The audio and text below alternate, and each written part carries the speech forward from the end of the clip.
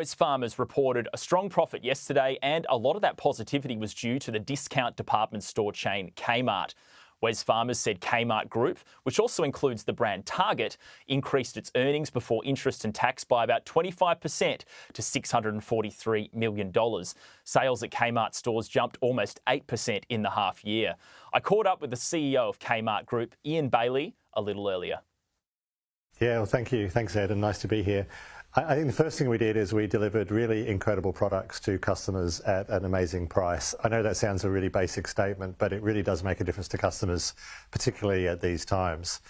We were able to translate that into really good profit outcomes for our shareholders, really because of the power of our business model and our ability to design products all the way through to getting products into customers' hands.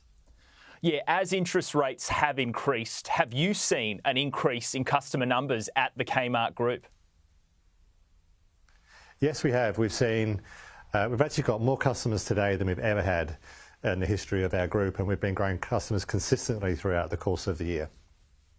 Customer shopping patterns, are they starting to change as well due to this cost of living environment that we're in? I think what I'd say is customers are very smart, they're very well informed, and they really understand value. So I think if you're a business at the moment that can really tap into really what customers are looking for, then I think there's a really good opportunity. For us, clearly we play in the low price, high value space, and customers are really resonating with that at the moment. Private label brand Anko, that's also available in Target stores as well, part of the Kmart Group. So how's that product range really been tracking since it was launched a few years ago? In Kmart, Anko's been in the business for quite some time, and it's about 85% of our sales. So it's an incredibly strong brand.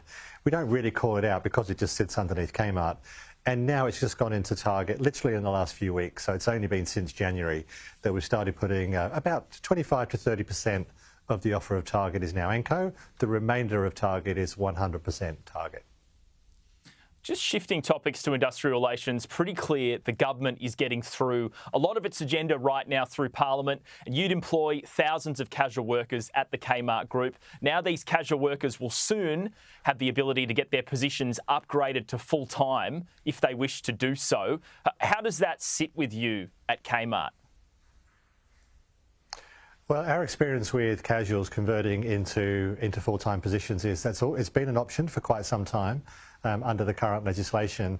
And for those that have been offered, it's still a very, very small percentage that have chosen to take that permanent option. A lot of our team members really like the flexibility of being a casual. They like the flexibility of the working hours and being able to work when they want to and so on. Equally, they like the incremental pay that comes along with being a casual. Yeah, so say in a couple of years from now, would you expect the Kmart Group to potentially have more or less full-time employees? It's hard to say. I think it'll be really determined by our employees and what they really want. But at the moment, I'm not seeing anything, even with the current legislation, that would give me the impression we're going to see a fundamental change in the Kmart business for the number of casuals we have relative to the number of permanents. This week we also heard about some new right to disconnect laws. An employee can effectively ignore messages from their manager outside of certain time periods. What impact would this new legislation potentially have at rostering at Kmart? I think on store, first of all, I don't quite know what the legislation is at this point, so therefore it's a little bit of an estimate. But I see very little impact in stores. Our store team members clearly are working when they're at the store, and they're not working when they're not at the store. So I really don't see any impact on the store teams whatsoever, or I can't envisage that there is any impact on our store team members whatsoever. All right, looking at the overall, next 6 months ahead, what are the big cost pressures that you're feeling right now at Kmart? Across our entire P&L, we've got some costs which are going up and some costs which are coming down.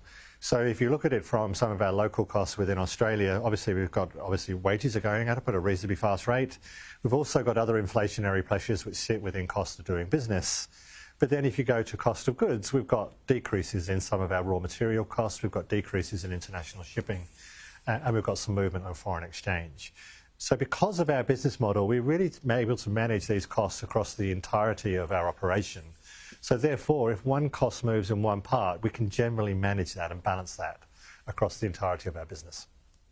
And then competition-wise, just how competitive is it to keep prices low? Oh, it's always super competitive. You think about Australia, we have many great retailers. We have many of the great international retailers are here. What I would say about the Kmart business, though, is our business model is exceptional, and it gives us the ability to deliver really the best products at the most amazing price. And at the moment, nobody can really compete with us at the price points we play. And just finally, back in 2020, Wesfarmers obviously announced the restructure of Target. That's been very successful. But just explain why you don't want to convert the remaining Target stores over to Kmart. Yeah, Target's a wonderful brand, been around for many, many years, and I think it can play a very important role in customers' lives going into the future.